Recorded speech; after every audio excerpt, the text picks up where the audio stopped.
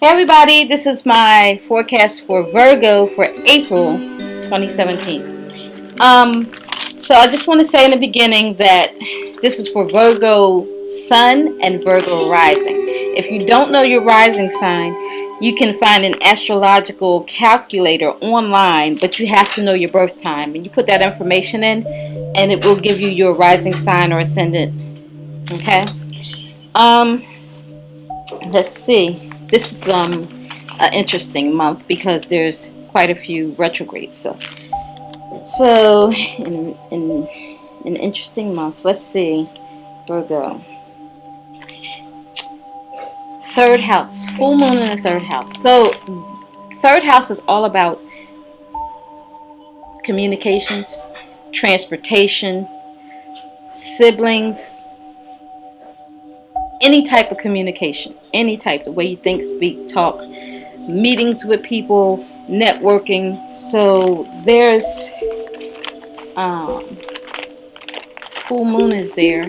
There's some type of awareness around the communications, who you're communicating with, or there's some type of closure. So maybe you're finally coming to some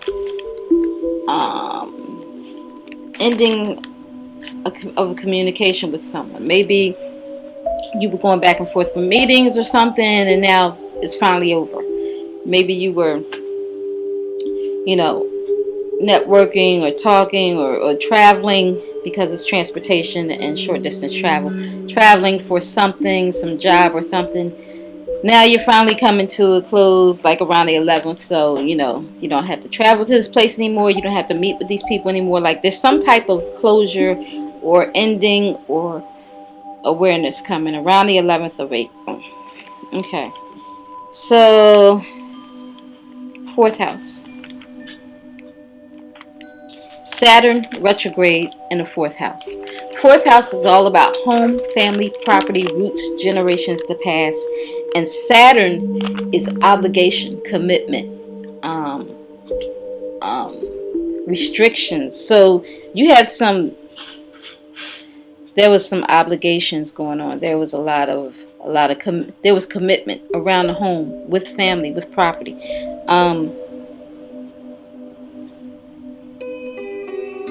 I don't know, maybe you have some responsibility or obligation that you had around the home that's coming back up. Maybe you thought you were finished paying something, but you might have one last payment, or there was something going on, and now this past issue is coming back up, and it has to do with home, family, and property, and the obligation or commitment that you had to it. Or maybe there's an opportunity coming back around for you to purchase a home and make a commitment or obligation to buying a home, because Saturn is also long term. So there could be some type of commitment or responsibility you make to property or around family. This could be maybe there's a family member or something that you have to care for, that you are obligated or responsible of taking care of.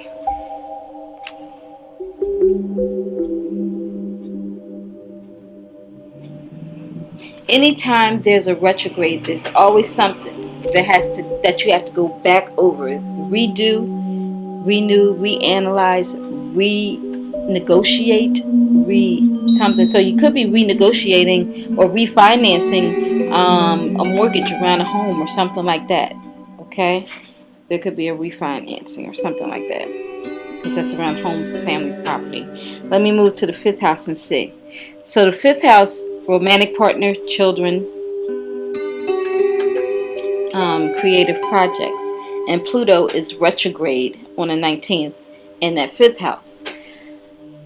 So there was probably something going on behind the scenes, something you were planning, or you weren't ready for people to see yet, or something, or you didn't want people to know, and now it's coming up. It's going to be revealed. Has to do with romantic partner or children or creative project.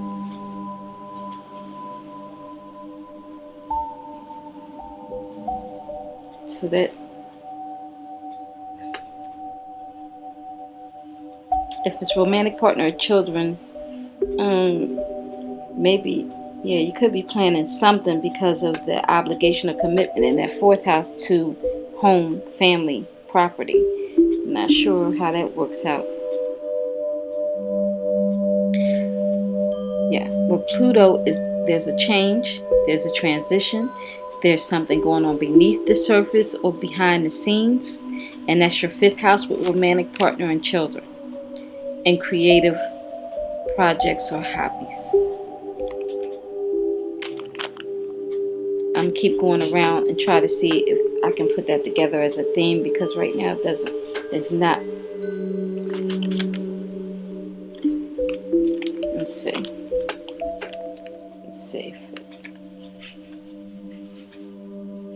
Let's go to the seventh house. Seventh house is relationships.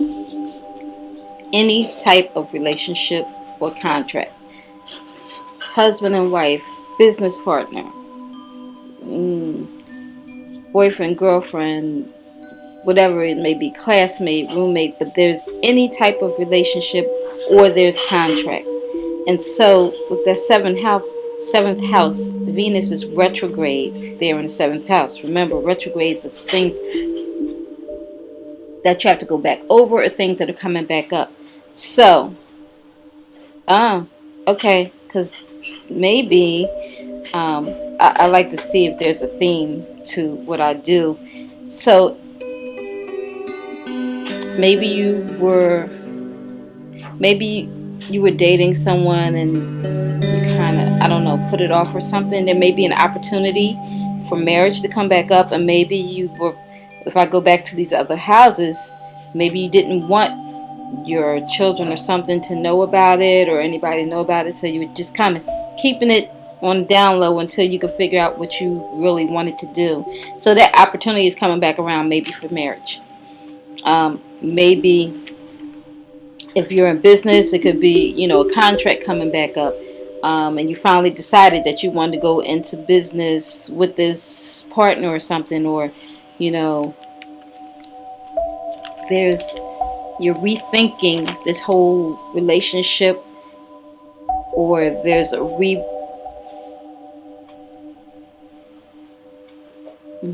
or renegotiating contract. There could be like a renegotiation of the contract. Is that remarried, like renegotiation of your marriage contract or a business contract, whatever it may be? There's some type of renegotiation or opportunity coming back around.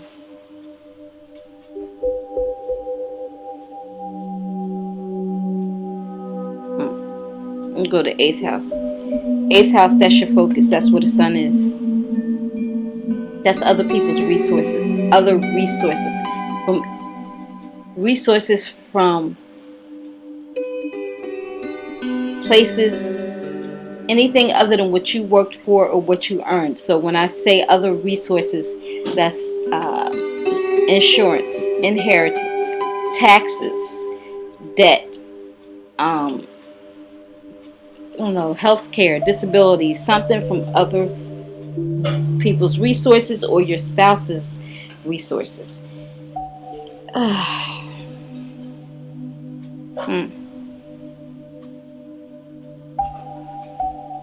Okay. So Mercury retrograde is also there. Yeah. So you have to go back and forth. You have to redo this paperwork. If it's for your taxes, you have to redo the paperwork. If it's for a loan, you have to maybe reapply or go over the terms or something with the loan. You have to go back over it. You need to check that thoroughly. Make sure you check and recheck. You don't want to sign up for some long-term commitment. Because remember I said Saturn was in that fourth house, and that means long-term, and it was retrograde, so there was something about refinancing. So if that's the case, you need to make sure you check all of this before you sign anything, before you sign any contract. And if you can put it off until after April, I would definitely try to, but sometimes you just can't wait. So if you can't, make sure you read it. You get somebody else to read it and somebody else to read it, because you may be signing up and it may not be such a good idea to do it at this time. Yeah, yeah. Hmm.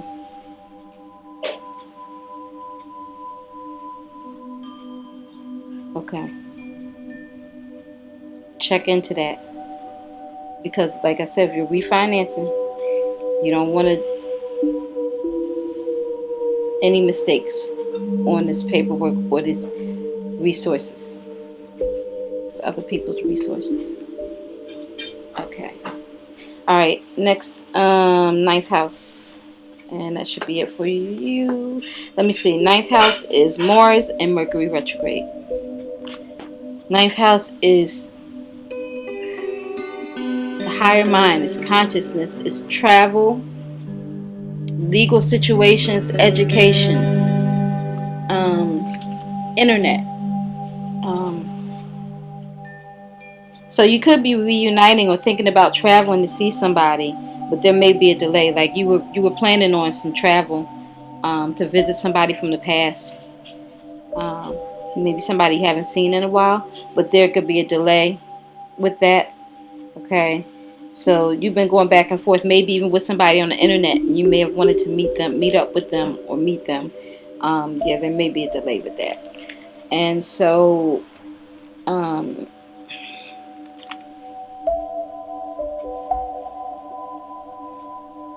yeah, if it has to do with the legal situation, you have to go to court. There may be a delay with that, or there may be some past conflict that comes up, and you have to go back to court for it or something. There's some.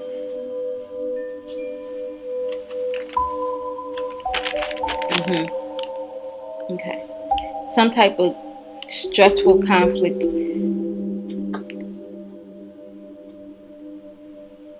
that may come back up, or some type of delay that has to do with travel. Okay. So, give me some feedback, Virgo. So I thank you very much. And whatever it is, pray about it, pray about it, pray about it. Okay? So thanks for watching and have a blessed day.